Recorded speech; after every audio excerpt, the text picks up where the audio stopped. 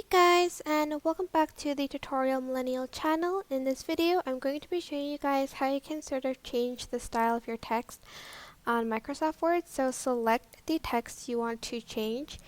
You can change the color here. I'm just going to press more colors to find my favorite color, which is pink. You can also add sort of like a gradient to the text, but I'm not going to do that. You can also add an outline, and for instance you chose this, you can make like the outline a little bit thicker. Let's see, I'm just going to choose this green, and then you can also add in a shadow to your text too.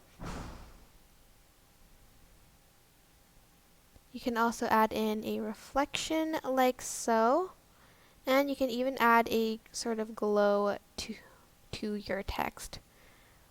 You can have more glow colors, and there's also some glow options over here, but I'm just going to select the shadow one, I think this one, and change the outline color a bit. I don't know why this